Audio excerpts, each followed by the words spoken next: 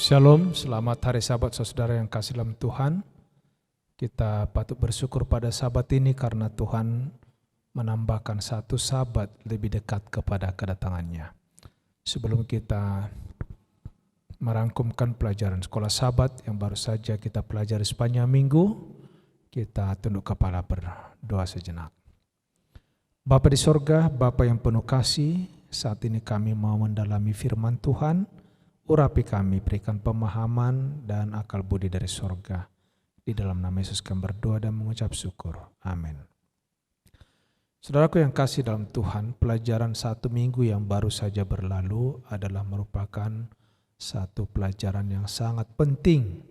Karena ini berbicara tentang perjanjian. Bila mana kita membaca Keluaran pasal 19 ayat 4, firman Tuhan katakan, "Kamu sendiri telah melihat apa yang kulakukan kepada orang Mesir, dan bagaimana aku telah mendukung kamu di atas sayap Raja Wali dan membawa kamu kepadaku." Saudara-saudara, 400 tahun lebih orang Israel berada di tanah perbudakan di Mesir. Hidup yang penuh dengan kesusahan, di mana mereka tidak bebas, bahkan di sana mereka terkontaminasi dengan kehidupan orang-orang yang tidak mengenal Tuhan. Dan cukup lama Tuhan menjanjikan bahwa mereka pasti keluar, dan Allah sendiri yang memimpin bangsa ini keluar dari tanah Mesir. Saudaraku, seperti biasa Allah yang mengambil inisiatif untuk memulihkan hubungan antara Allah dan manusia dengan memperbaharui kembali janji-janji yang sebelumnya telah disampaikan kepada Adam, kepada Abraham, kepada Ishak, dan kepada Yakub. Saudara-saudara, kemudian orang Israel juga akan bertanggung jawab atas perjanjian yang telah disampaikan kepada nenek moyang mereka dan kepada mereka juga, yaitu untuk mempersiapkan Allah lebih dekat dengan mereka, di mana Allah akan menebus manusia. Mereka menandatangani perjanjian, yaitu di Sinai, perintah dan simbol, serta mereka juga harus melakukan kewajiban, yaitu dengan ketaatan serta komitmen. Saudara yang kasih dalam Tuhan, bicara tentang perjanjian, ini adalah memberikan bukti bahwa manusia itu dekat di hati Allah. Siapa sih kita manusia ini yang berdosa? Sampai-sampai Tuhan kita yang berinisiatif untuk mengadakan perjanjian itu. Dan inilah yang tadi yang kita sudah baca di dalam Keluaran 19 ayat 4. "Kamu sendiri telah melihat apa yang kulakukan kepada orang Mesir."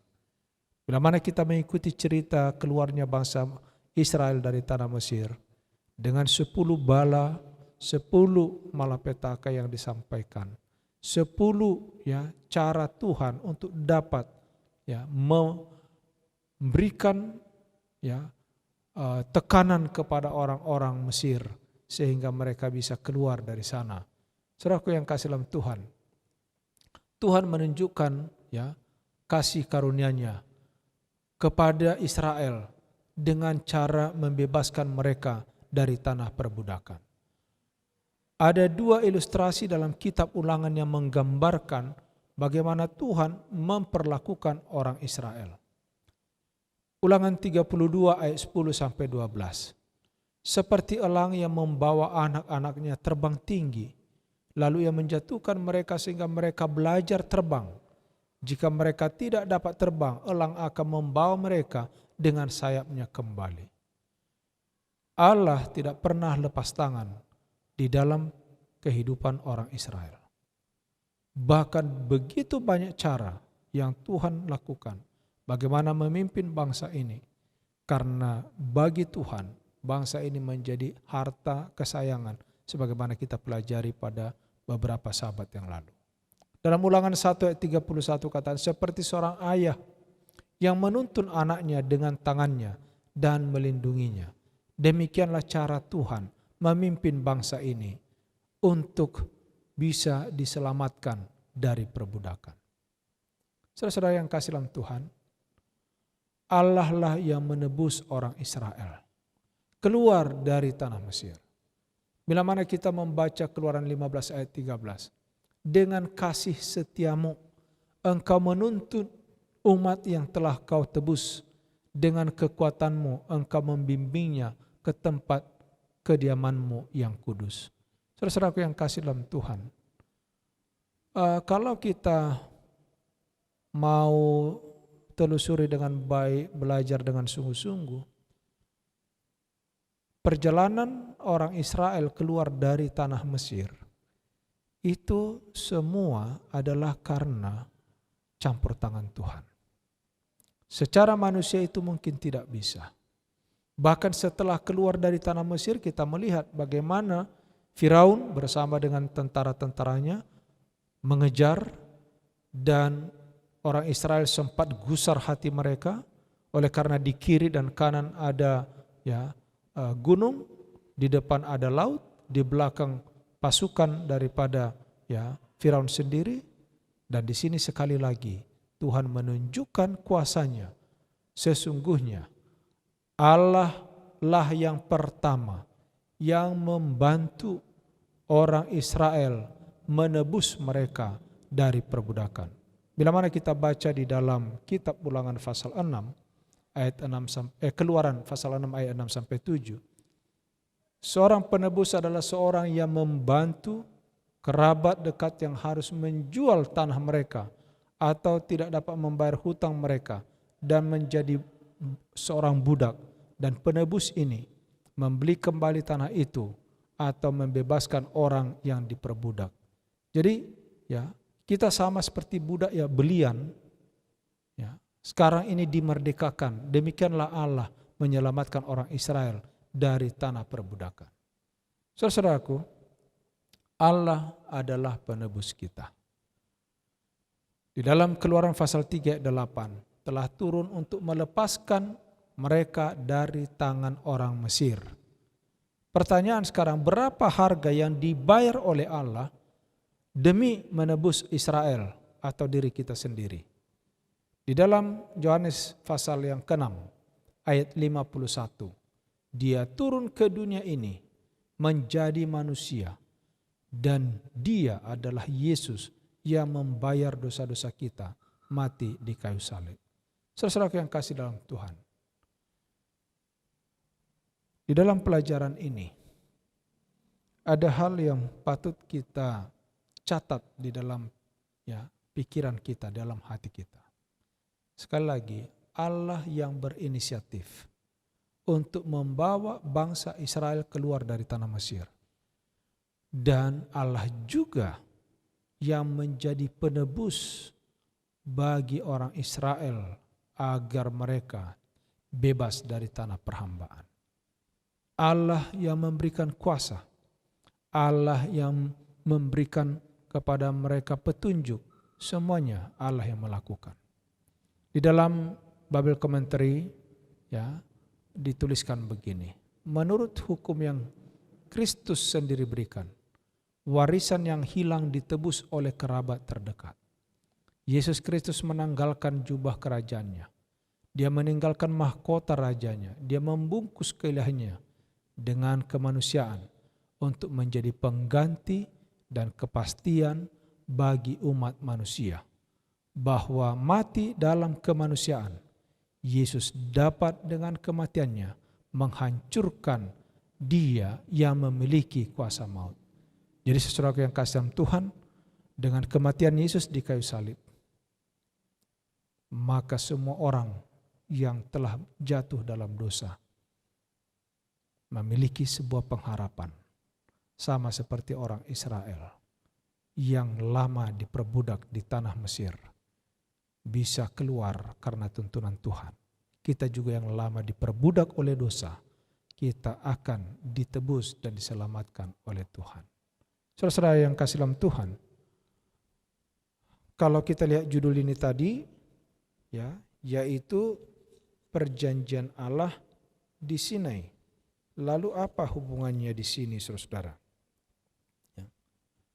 Mari kita lihat di dalam Keluaran 19 ayat 5 dan 6. Ini semua kata-kata yang disampaikan pada waktu mereka tiba di dekat Bukit Sinai. Ya. Apa itu? Inilah yang dinasihatkan oleh Tuhan melalui Musa. Jadi sekarang, jika kamu sungguh-sungguh mendengarkan firman-Ku, berpegang pada perjanjian-Ku, kamu akan menjadi harta kesayangan-Ku sendiri. Saudara-saudaraku yang kasih dalam Tuhan, orang Israel bukan karena baik, bukan karena hebat, tapi yang saya lihat di sini ialah bagaimana kasih sayang Tuhan. Sekali Dia berjanji, Dia tetap bersikukuh dan setia kepada janjinya. Saudara-saudaraku yang kasih dalam Tuhan, sekiranya kita yang sudah kenal Tuhan sekarang ini, sudah menerima kebenaran, dan Tuhan sudah menjanjikan sesuatu bagi kita adalah hidup yang kekal. Dan kalau kita tetap setia, itu tidak akan pernah berubah. Tidak akan berubah, saudara. Kita merindukan keturunan kita, anak-anak kita ke depan. Mereka bisa menikmati berkat yang Tuhan berikan. Oleh karena kita awalnya tadi setia kepada Tuhan dan Tuhan sudah memberikan kepada kita satu janji. Bila mana kita baca di dalam Keluaran pasal yang ke-19 ayat yang ke-8, boleh kita baca dalam Alkitab kita apa dituliskan oleh firman Tuhan. Keluaran pasal 19 ayat yang ke-8.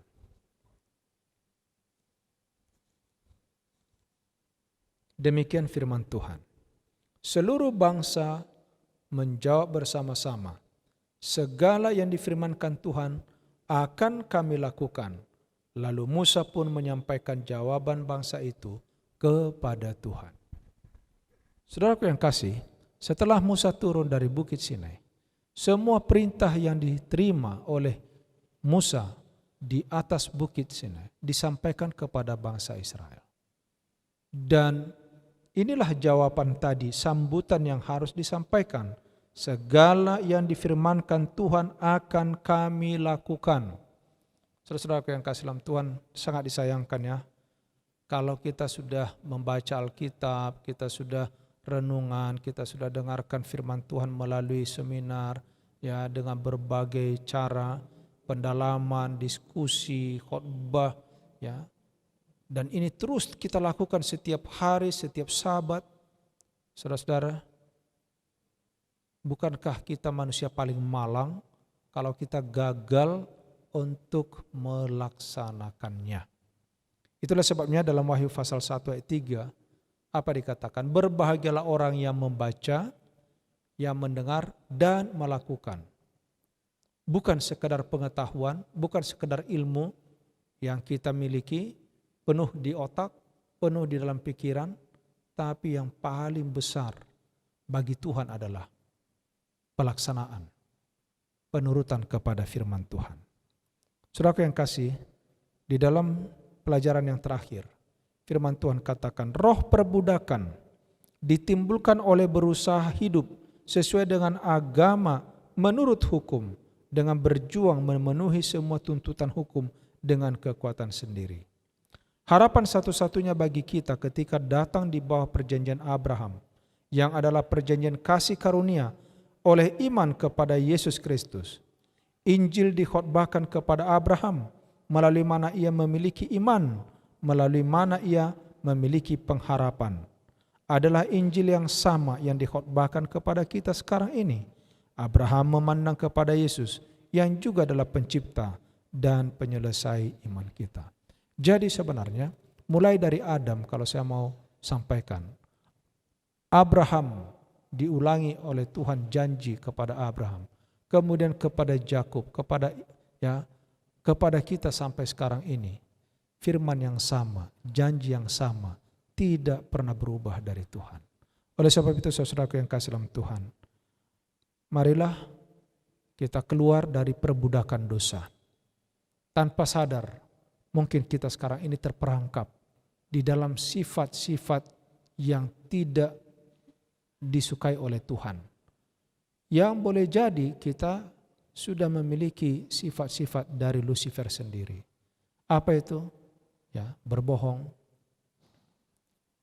berkhianat, ya, menyakiti, ya, mempersalahkan orang lain, mencari-cari kesalahan.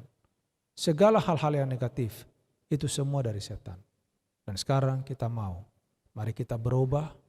Biarlah kiranya sebagaimana pelajaran kita pada sepanjang minggu ini, perjanjian, kata-kata yang indah yang disampaikan oleh Tuhan di Gunung Sinai, itu semua akan dapat kita lakukan di dalam kehidupan kita.